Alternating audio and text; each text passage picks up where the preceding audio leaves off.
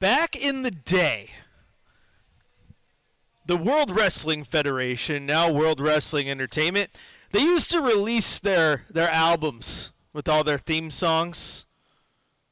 Forcible Entry was one of them. WWE The Music Volume 3. Then they had one spin-off. It was Stone Cold Steve Austin. And it was Stone Cold Steve Austin picking his playlist, his favorite songs. So you got to feel like you were Stone Cold. You were listening to the Rattlesnakes playlist. I had it on cassette. One of the songs on there was Slow Ride by Foghat. Fitting that Shacker picks this song, and it was Stone Cold's favorite. Because over the last few games, it feels like Stone Cold Stunner has thrown back, or Stone Cold has thrown back a couple Steve Weisers and gave the Blazers a Stone Cold Stunner. Right in the middle of the ring. 1, 2, 3, WWE champion.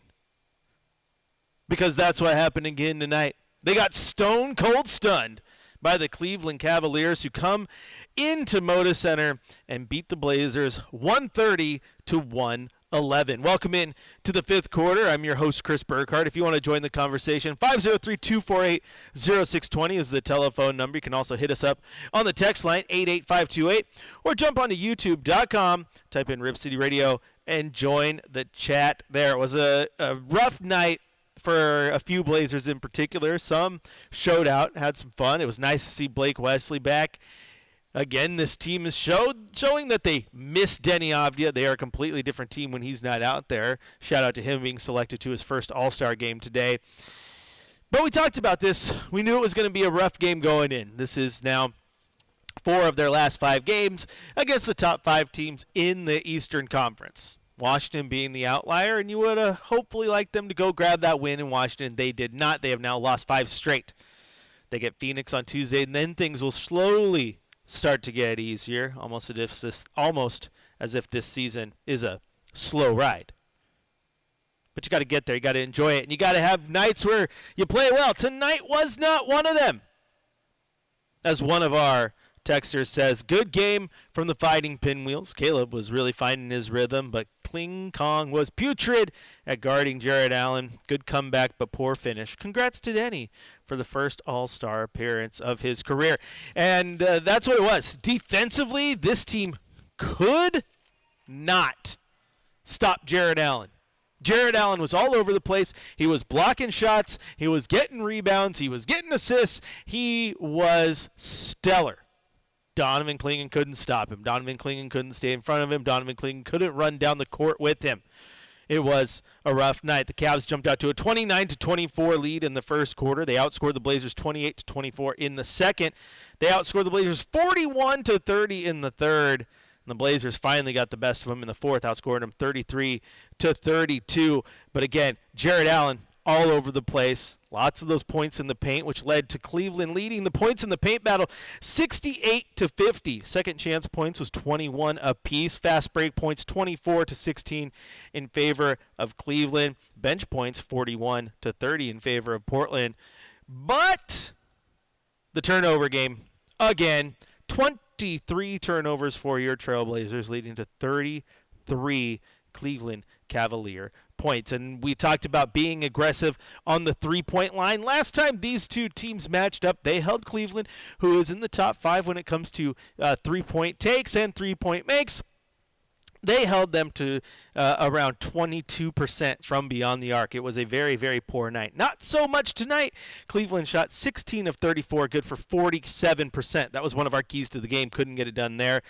Also, a key to the game was be super aggressive on the boards. Well, they were. They out-rebounded Cleveland 47-39, but we talked about that turnover margin again, too. Last time when they were in Cleveland and they got the win, they had just 13 turnovers, well, 23 of them tonight kind of doomed them. Taking a look at the individual box score, Jalen Tyson had 18 points for Cleveland. Dean Wade had 6. Donovan Mitchell had 14. Sam Merrill had 22. He was 6 of 8 from beyond the arc. Naquan Tomlin had 12 points and 10 points from Thomas Bryant. And I think of most nights you'd look at it and go, Donovan Mitchell only had 14 points. Oh, man, you must have played good defense. Well, they kind of did on him, but not so much Jared Allen. Jared Allen had a game for the history books. Best game of his career, a career-high 40 points to go along with 17 rebounds, 5 assists, 2 steals, and 4 blocked shots. He was the best player on the floor tonight. Could not be stopped by the Blazers defense. I think the frustrating part about this one was so many of those buckets were uncontested, unguarded at the rim. Either he got out on the break or got behind the defense and people just lost him. He was getting shots, just nobody around him. Easy buckets. And then you compare that to Donovan Clingan, who had a clunker of a night. As I tweeted at one point, just go up for the dunk. And yes, I put a period in between each word because I cannot tell you how frustrated I get when he gets a rebound right under the rim and then stops and pauses and questions what to do and then throws up a clunker. He missed multiple shots at the rim, got a rebound under the rim, decided, what am I going to do? What am I going to do? What am I going to do? When he finally decides to go up, he had wasted so much time that Jared Allen got to set his feet, get in position, and what did Jared Allen do? He blocked him. He had another shot late in the game where he went to the rim, went for the dunk, got fouled, missed the dunk. Well, you're like, okay, that's acceptable. He got fouled. It's okay. Went to review. Cleveland challenged it. Oh, turns out he didn't touch him. No foul. And then you sit there and you go, oh, so he didn't get fouled, and he still missed the shot. He needs to be more consistent and more just cutthroat at the rim. And I know it's something he's trying to do this year, but he is 7'3". He is massive. He needs to play with some explosiveness and just attack. Friend Keith texts me, says, imagine how good we'll look when DC has the experience of Jared Allen. And I want to point out, Keith, I am being a little harsh here on Donovan Clingan. I get that, but when you're the starting center, that comes with the territory. But it is not lost on me that this is his first season as a starting center. Last year he was behind DeAndre Ayton. Remember, we all talked about his cardio and the things he couldn't do. So I'm not completely upset. I am pointing out the things that I want him to do better. But I want to point out what Keith just said, because, again, he said, imagine when he has the experience of Jared Allen. Funny enough, and you'll hear about it here in the postgame, who helped coach Jared Allen his first few years in the league and helped develop his game into what it is today? No answers? Got any answers? Let you think. Oh, current Trailblazers acting head coach Thiago Splitter, who was there on that staff working with the big men at the time. He said in his postgame about, we have a saying in Brazil, don't sharpen an enemy's knife. Basically referring to, I think Jared Allen used some of the things that I taught him tonight. I sharpened my enemy's knife, and he used it against me. So maybe, just maybe, he can do that same thing and sharpen the steel that Donovan Clingan is made out of. But it is okay and fair to call Donovan Clingan out for having an absolutely rough night, because I will be the first one on the fifth quarter, as will you in the comments and the text, to praise him when he has good nights, because let me tell you what, he has good ones. He has good ones. Tonight, just not one of them. A couple other texts. We got one here. Shaedon Sharpe disappointed in the second half of the game. He was needed badly. Turnovers continue to crush their opportunities. I can recite Coach Splitter's post-game word for word now. The turnovers are brutal. Absolutely brutal. And if you listen to the show, which I'm sure you all have, it's clear that this team is better when they take care of the ball. That little win streak they had where things were looking really good, they were so far below their season average in turnovers that by the end of that 10-game stretch, the season average had dropped by a full turnover. And now they're back into the 20s again. That can't happen. You got to be better. And the thing with Shaedon Sharpe is a lot of those turnovers, just lazy dribbling, gets caught from behind, makes a bad pass. He needs to fix that. And if you're going to be as good as he is on defense, your offense, you got to play good defense. You got to play good defense too. There was one point where he turned the ball over and then didn't get back on defense. And I looked over to Sean Hike and I said, you know what? If you're the guy who makes the bad pass and turns the ball over, your ass better get back on defense. You better be the first one down the court to try to stop it. And then he does that thing that I hate that all NBA players do, where they act like they're going to run and play defense and they chase down. And then right as the guy goes up for the layup, they let up. Yeah, I'm not going to try to block that. Bro, you have like 100-inch vert. Go up and try to block it. So Defensively, we still know that there is a little work to be done for Shaden Sharp. Offensively, he can still do his thing. He's still having a good run. He was not terrible, but he definitely wasn't great tonight. We did talk about the Cavs, so let's look at what we got on the Trailblazers side of things. Sidy Cissoko had 15 points. He got the start tonight. There was no Drew Holiday and no Denny Avdia, so Sidy Cissoko and Jeremy Grant in the starting lineup. Toumani Camara had 12 points, 4 rebounds, and pretty good job fighting through those picks and forcing some offensive fouls, which he's pretty darn good at. Donovan Clingan, we talked about, 3 of 10 from the field. He had 12 rebounds, which is nice, but just 8 points, 4 personal fouls, had 5 assists, like that, like the block shots he had. I just need him to throw those shots down. I think he's leaving. Like, where I get frustrated is because his lack of aggressiveness on that end at the rim consistently is leaving points off the board. Should have hit that dunk. Should have hit those lay-ins. Should just be aggressive. And in that one, he got the rebound. He ended up getting blocked by Jared Allen. He took about 3 seconds to figure out what he's going to do. If you just go straight up and just throw your shoulder into Jarrett and just make that contact, odds are you're going to get that foul called against him. Just go up there, be aggressive. That's what I want to see from Donovan Clingan. Shaden Sharp, who we were just talking about, rough night overall, 9 of 21 and 2 of 8 from beyond the arc. He did have 20 points in this one. Jeremy Grant had 15 points. Great night from Caleb Love off the bench, 21 points. He was also 3 of 8 from beyond the arc. Ryan Repair had 3. And a returning Blake Wesley played 19 minutes. He had just 5 points. A massive ovation when he entered, which is funny because we were just like looking at each other in Media Row going, what kind of impact do you have to have on a fan base when you've played just 6 games all year long? You've played only 6 games as a Blazer, and you return, and they're like, yes, he's back!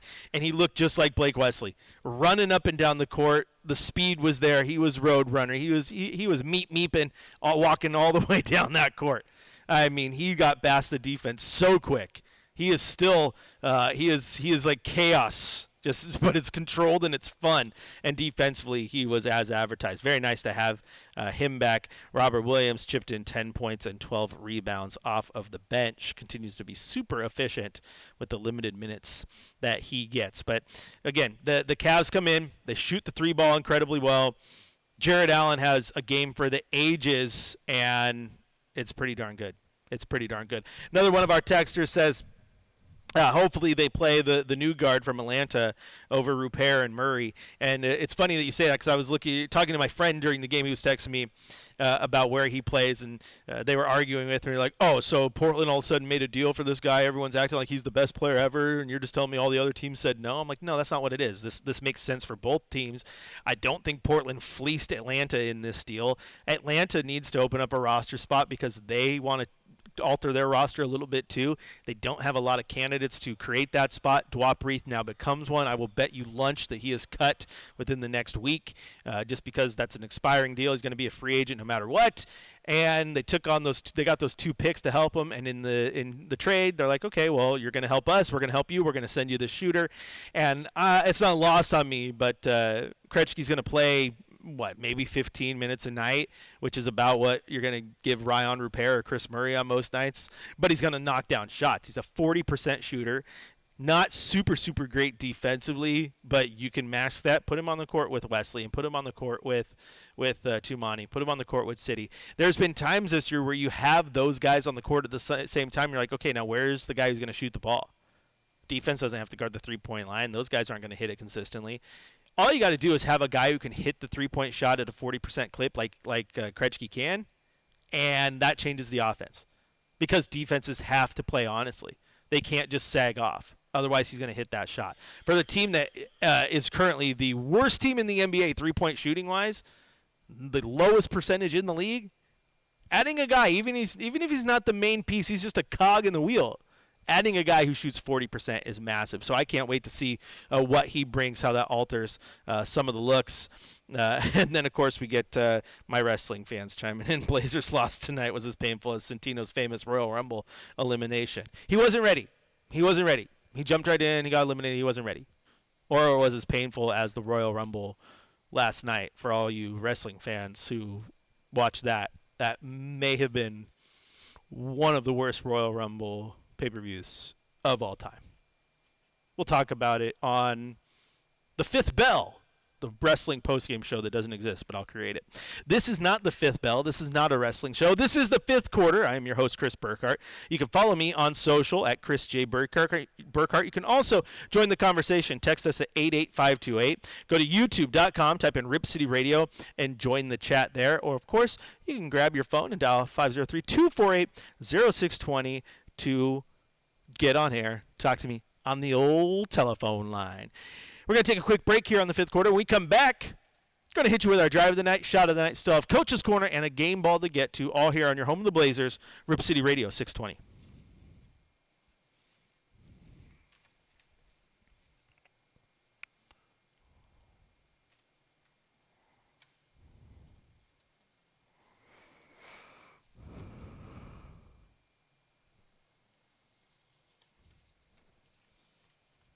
Yeah, that's fine. That's fine. I know I'm talking to YouTube for a sec, so you're good. Yeah. Ryan, you're funny because I know you didn't mean to do it. Like, you're not making a wrestling reference, but Shadow Sharp does sound like a wrestling name. The autocorrect came in. That sounds like a wrestling name. Oh, my gosh. Entrant number 30 of the Royal Rumble, it's Shadow Sharp from NXT. I like that. Shadow Sharp. Also, that could be like an awesome nickname, like the whole Sauce Castillo thing, closed captioning messed it up, and that's his nickname. Shadow Sharp. I like that. Also makes me think of like Sonic the Hedgehog. Ryan, also, when was the last time the Blazers didn't fall behind by double digits in the first quarter? Well, I'll get back to you, but it feels like it's a nightly occurrence sometimes. Santino should be a Blazers fan because Danny's and one music is John Cena's intro. Okay, Dennis Adviaza, or something like that. You know how he is. Santino is great. Santino was great. The Cobra, that's right. Greatest finisher of all time. Shadow Sharp from the top rope. I like Shadow Sharp. I like when an autocorrect is entertaining.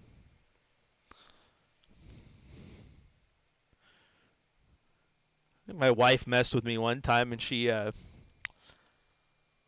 it was funny, and like she made it in my phone. So if like I typed yes or no, it autocorrected to "I love you," and so like my boss, like the next day asked me a yes or no question. And I was like, nope. Sent him a text, and it auto-corrected to "I love you," and he's like, love you too, but that doesn't answer my question. And I was really confused. Like, I type it again, and it auto-corrects. I'm like, I just text my wife. I'm like, you little punk. And she's just like, ha-ha, did you text your boss? Or someone who wasn't expecting him? Like, yeah, my boss. So she just started laughing. It was also good that at that point in time it was a great relationship with my boss and the people we worked with at that company. It was pretty funny. Made for good laughs. So sometimes autocorrects are fun. Sean says, on our way to a first-round pick, if the Blazers can't win both those games against the Grizzlies, I'm ready to let Denny rest for the remainder of the season. That's not going to happen. That's not going to happen. We'll talk about it a little deeper when we get back, Sean. I just don't think that's the case.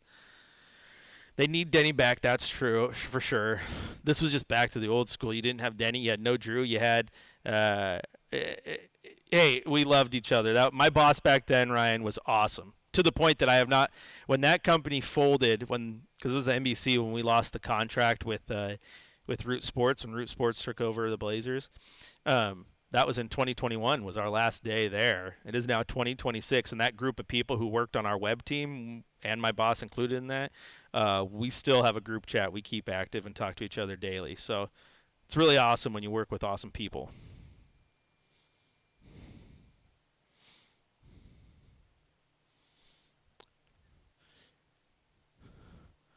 If Michael Shacker accidentally texts me, I love you, I'd text him, I love you too. But what do you need?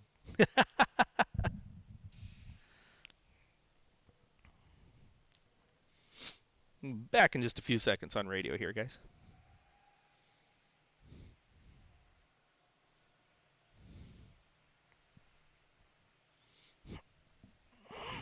Time for the fifth quarter shot of the night on your home of the Portland Trailblazers, 620 Rip City Radio.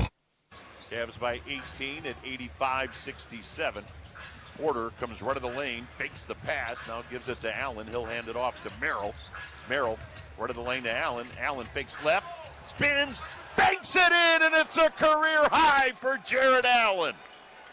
Allen with the bank shot makes it 87-67, and Jared with the most points he's ever had, 34 and counting. Welcome back into the fifth quarter, and you don't have to go to Las Vegas to get comedy. Mike Shacker over there making everyone slap their knees. Jared Allen with your shot of the night. New career high for him, 40 points. And we talk about the Blazers struggling with him, struggling to guard him. Wasn't a very good night overall, but you do have to give Jared Allen credit. He played so good, and he basically took it to D.C. You know, he just absolutely throttled him. He couldn't guard him. He got him down in the paint, and he just, I'm going to go to work, kid. I'm going to show you a thing or two. Jared Allen's wonderful. He's always been good. But tonight it was exceptional. It was a really, really good game for him.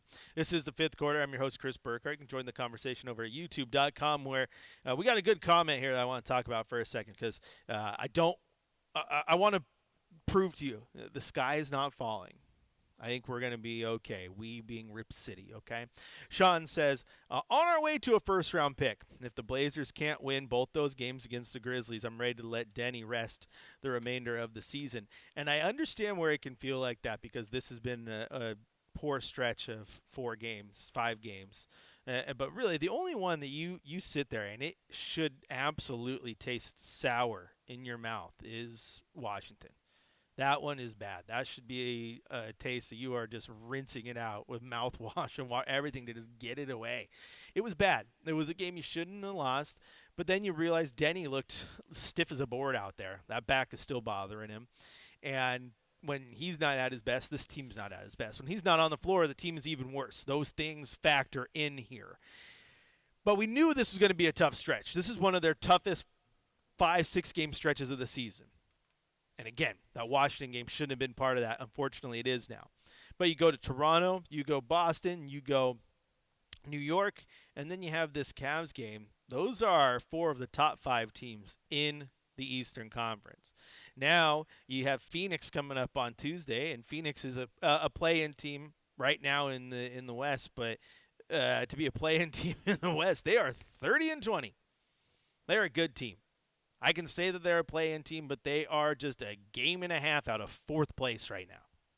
That's how tight that race can be. So Phoenix is going to be a tough game. In fact, you look at how standings are right now. If you put 30-20 in the Eastern Conference, yeah, they're with Cleveland and Toronto up in the 4th, 5th range. So they're a good team. After that, that's where the schedule starts to lay up a little bit, and you start to feel better if you're a Blazer fan, because you get those 2 games against Memphis where you absolutely should do your best, and if you're fully healthy, everyone's a go, win both those games. And you get the 76ers, who are currently 6th in the East, but they have their ups and downs. They're beatable. Minnesota, tough. Utah, feel good about that. Denver, you got Phoenix and Minnesota, okay. But then you got Chicago, you got Charlotte, you got Atlanta, you got Memphis in a 4-game stretch to end February and go into March. That's a nice place to be. Then you got another 4-game or 3-game stretch in March that goes Indiana, Charlotte, and Utah. That's a good place to be. Then you got Brooklyn and Indiana on March 16th and 18th. I like that 2-game matchup. Brooklyn and Milwaukee. Milwaukee's been up and down. Who knows if Giannis is playing? Who knows if Giannis is even a member of the Bucks by then? And Dallas. And Dallas is starting to put it together. Cooper Flagg's been playing great, but they are still 3.5 games behind Portland. Not as good as the Blazers can be when everything's fully healthy go, so you like that. The whole point is, and there's Washington, where you get to try to get a little bit of redemption, right? You definitely want to end strong there. There's a lot more wins on this schedule, Sean, as this team gets healthy and just gets back in the groove. This 5-game stretch, I told you guys as soon as they were playing Toronto, was going to be tough. Probably their toughest stretch of 5 or 6 games for the rest of the year. Didn't get through it the way you hoped. You would have hoped they at least got 1 or 2 wins. Like, you looked at New York and Boston, and like, okay, those are probably losses. Washington's a win. Get 1 of 2 of Toronto and Cleveland, I feel good. But you didn't. But that's basketball, too. Sometimes you're going to lose those games. Sometimes you're going to win them. I do think as Denny gets the back in shape, which needs to happen, it's clear that that's bothering him. It changes his game. When you get Kretschke here, who is a knockdown three-point shooter who has the ability to impact the game without even scoring the ball. That's the type of player he can be for this team because, as I mentioned earlier, when you take a team who's dead last in the league in three-point percentage and you throw a 40% shooter on there, and not a 40% shooter who has made 2 shots but only taken 5 all year long. Like he is a volume guy averaging 5.5 shots per game, so he takes them, he makes them. That changes your offense just because it gives you a little bit of gravity and something to work with. When Sidy Cissoko and Ryan Rupert and Chris Murray are on the outside, the defense is going to be aware that they're there, but it doesn't have to be a focus. They can still kind of sink in a little bit and understand that I'll be okay if he takes that shot. Not with a guy who shoots 40%. So that's going to have some impact. Getting Blake Wesley back, fully integrated back into the rotation will have some impact. I thought he looked wonderful tonight. And then just figuring out where this roster is moving forward. But clearly they need to have Denny. So I guess to your original point, if they don't have Denny, he can't be healthy, and you start dropping games, then maybe you start to decide where you're going the rest of the year. I still think this team is a play-in team if everything works out the way it should, works out the way they want it to. I don't know if the lottery is the best way to go. Sometimes I want this team to finally try to put their best foot forward and win some ball games. Health matters in that. And every single team, you hit little hiccups in the road where you bounce a little bit. You know, you hit a rough patch. For a minute there, we thought Oklahoma City was just unstoppable. They might set the record. And then they go and lose games to Charlotte, who's one of the poorer teams in the league too. So you just never know. And Sean, that helps my argument to your argument. But excited to finally have Scoot soon too. And that sounds like it might be, right around post All-Star break. We didn't expect Blake Wesley to be back today. So you never know. I mean, those guys were both ramping up at the same time. You get Scoot back, that changes a few things too. I'm so excited for that because I love Scoot Henderson. I am a known Scoot Henderson defender, and I want to see what he looks like, even if it is last 25 games of the year. I don't care. It's just going to be nice to see. So I do think, Sean, before you worry about the sky falling and going into play-in, I still see wins on this schedule and a chance to be a play-in team. And even if they make it to the play-in and they get bounced, they don't make it to the actual playoff. For this young team who's trying to build moving forward, getting into the play-in has so much value to it. So much value. Teach a team what it feels like. Get a little taste. You never had a Skittle before. You had your first one, give you a taste. You're going to want to taste the whole rainbow, right? At least I will. I love Skittles. They're my favorite candy. But you get what I'm saying. I think they're in just a fine spot here. No one has delusions that this is like a championship team or anything, but there's wins along the way. Just unfortunate that wasn't tonight as the Blazers fall to the Cavs 130-111. Let's take a chance real quick to take a look around the rest of the NBA, see how some other teams fared. The Celtics grabbed a 107-79 victory over the Bucks. Jaylen Brown had 30 points and 13 boards. The Pistons absolutely dominate the Nets. Cade Cunningham had 18 points, 12 assists, and 4 steals in the 130-77 victory over Brooklyn. The Heat grab a 134-91 victory over the Bulls. Bam Adebayo had 20 points and 9 boards. The Toronto Raptors beat the Utah Jazz 107-100. RJ Barrett had 21 points and 6 rebounds. Lauri Markkanen had 27 and 11 for Utah. Washington, watch out, they're winning games now. They beat the Kings 116-112 despite Zach LaVine's 35 points and 6 rebounds. Will Riley had 18 points, 6 rebounds, and 3 assists for the Wizards. The Knicks grab a 112-100 victory over the Lakers. OG Anunoby had 25 points, 8 rebounds, 3 assists. Luka Doncic 30 points, 15 rebounds, 8 assists for the Lakers. The Clippers 117, the Suns 93. Grayson Allen had 23 points and 8 assists. Vaka Zubac had 14 points and 20 rebounds for the Clippers. Spurs 112, Magic 103. Victor Wembanyama 25 points, 8 boards, 4 steals. The Thunder 121, the Nuggets 111. Shai Gilgeous-Alexander had 34 points and 13 assists.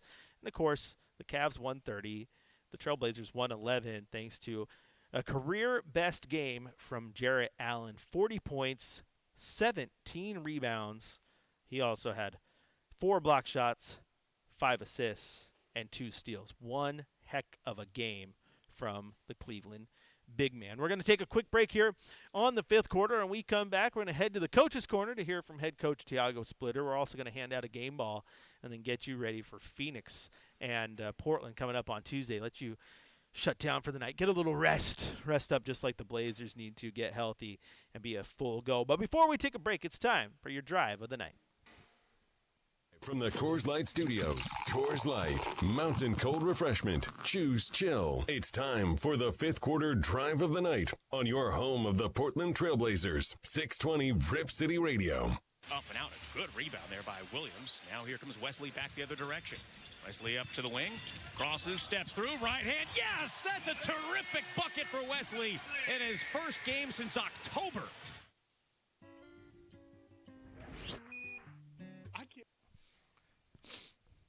Timmy, it's funny as we're on break here for a second. It's like, I think it was like the last year of Stotts. It was every single role player had a career game.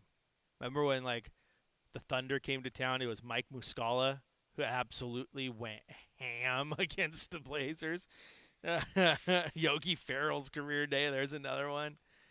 I guarantee you, though, man, it feels like that. It feels like that because you're a Blazer fan. So you are at all the Blazer games where that happens. But any fan base is going to feel like that because so many records happen and so many players have their career bests. If you are a season ticket holder and you go to 41 home games a year and you watch every single game on TV, but you're a Cavs fan, it's probably going to feel like every single player sets a record against you too because you're there and you remember when those guys have their career nights. But you're right. There was a time there. It felt like, okay, who's going to have their career night tonight? Yogi Ferrell is one. Had a career night, played his way into a nice contract. Mike Muscala set his career high for threes, just went off that one time. Jarrett Allen tonight. But then there was a time too where, Dame was that guy dropping 70 points on people's heads, and people are going, really? Why? Here we go again. Here we go again. Sean also says, I hope when Memphis leaves town, Triple J. Is that like 1J better than Double J? Jeff Jarrett, more wrestling connections. And Memphis, hot wrestling town. See, I see where we're going here. Jaren Jackson would be a nice piece. I have no idea what the Portland's going to do. I definitely... Like, if I'm betting, they're not gonna get Giannis. I don't think that's their priority.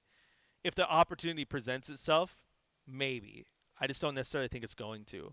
I think they work around the edges in a way that they can get in a big-time contributor without getting Giannis, but maybe they're part of the Giannis deal. Maybe they use one of those picks that they do have to entice someone. If Giannis is going to New York, for example, I could see the Blazers trying to get in on that somehow to get like a Mikal Bridges, a player that I love, and I thought he was going to be a Blazer target in the offseason, and some of my sourcing says that the Blazers front office does love him as like a Jabari Smith Jr. Now, I don't really see Houston getting involved in that deal, but again, like maybe you can get one of those picks out and you entice someone, hey, give me your super long power forward who can do multiple things for me. So I think that's where you go. Because I really like this roster. They just have some holes in it. The Krejci trade, I think, helps one of those holes, just having a shooter. If you can somehow go get another one at some point, that'd be great. But we'll see what happens here at the deadline as we're 4 days away. So big week here to figure out what happens. I still think if Giannis gets traded, it feels like it's more of an off-season trade to me, but could be wrong. We'll see. We'll see.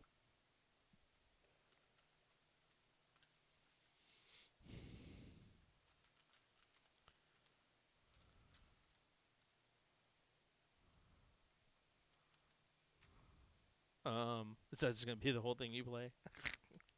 We'll be back in about 30 seconds.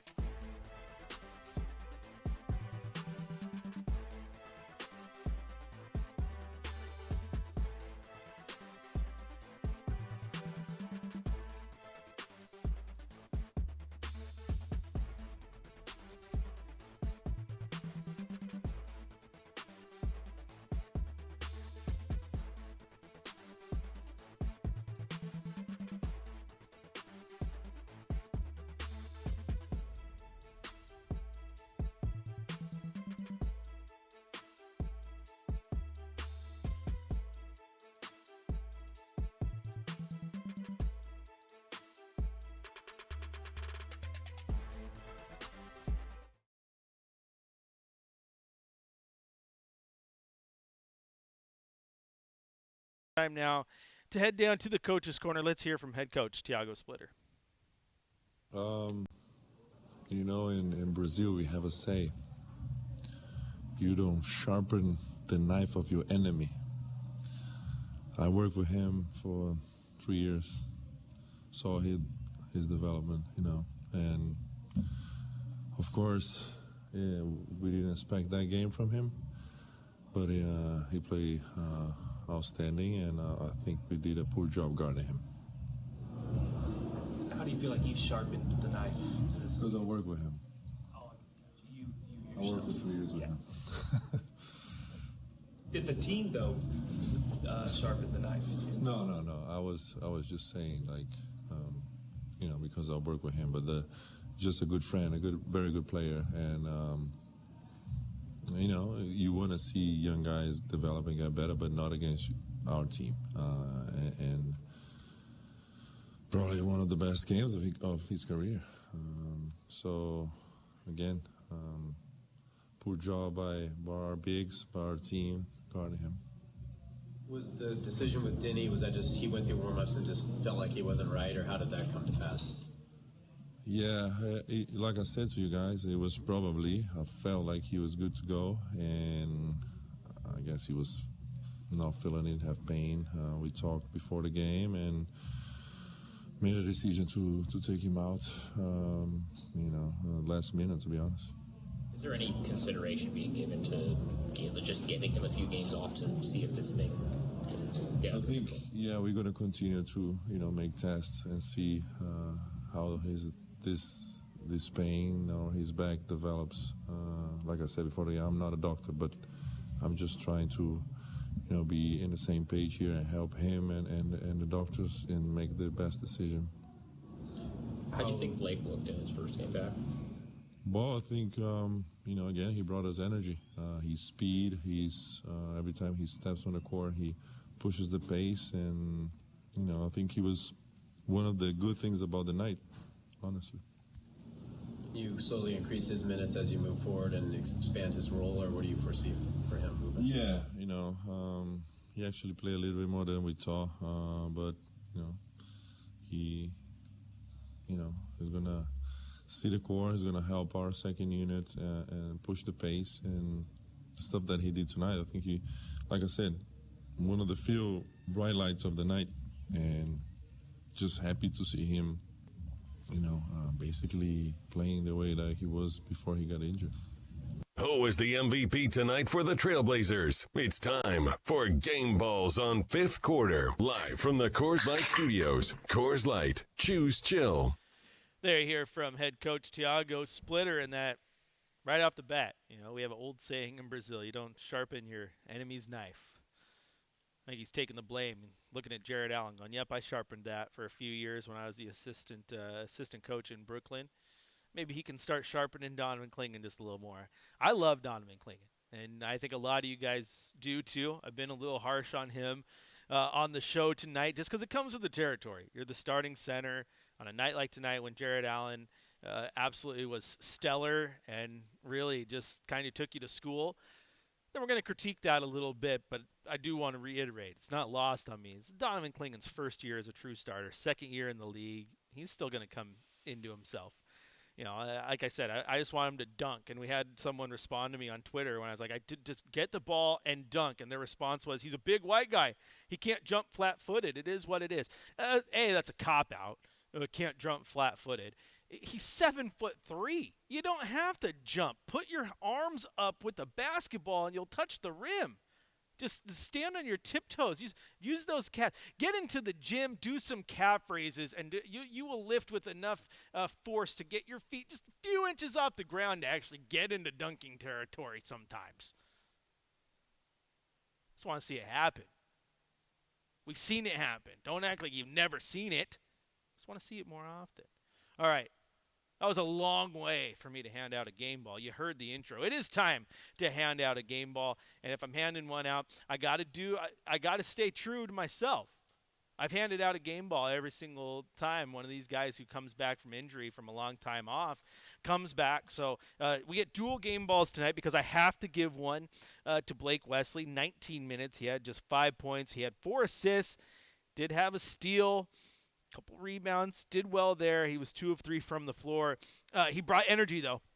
And Coach Thiago was incredibly complimentary of him in that press conference. That might have been one of the lone bright spots. I thought he was great. He played exactly how we remember him playing. He's not going to make that massive impact on the offensive end, but defensively, he's going to make guys work. And he gets a little more comfortable, shakes that rust off.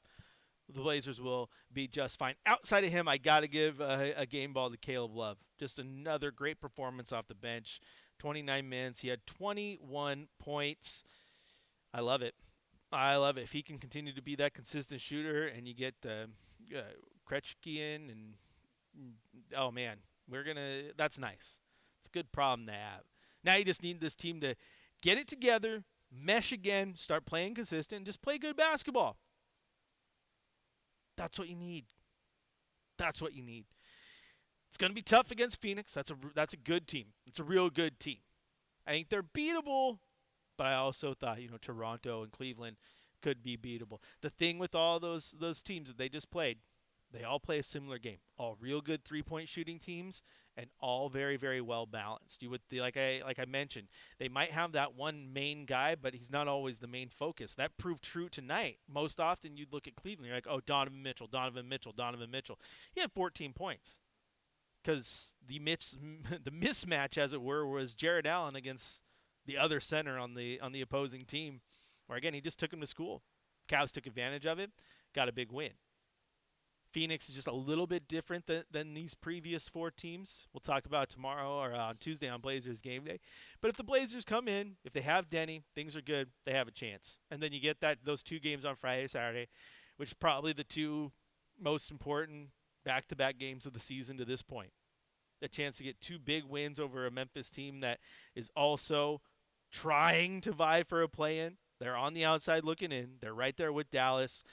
3.5 games behind you, but you win those 2 games. That helps create that gap, and you need to continue to create that gap moving forward. That's going to do it for the 5th quarter tonight. Thanks everyone for chiming in, sending us our text, and jumping on the YouTube chat. It's much appreciated. Blazers will be back in action on Tuesday against the Phoenix Suns. Reminder that is a nationally televised NBC game. It is available on Peacock, meaning it is an 8 p.m. tip here in Portland. They have a couple games later on that have changed from that to 8 p.m.er, but you got 8 p.m. against Phoenix, late night. That means I will have Blazers game day for you starting at 6 o'clock right here on your home of the Blazers, Rip City Radio. Once again, final score, Cleveland Cavaliers 130, your Portland Trail Blazers 111. Blazers will be back in action on Tuesday. Coverage are beginning with Blazers game day with myself and all of you at 6 o'clock right here on Rip City Radio. As always, my friends, thank you for tuning in. I'll talk to you on the next one.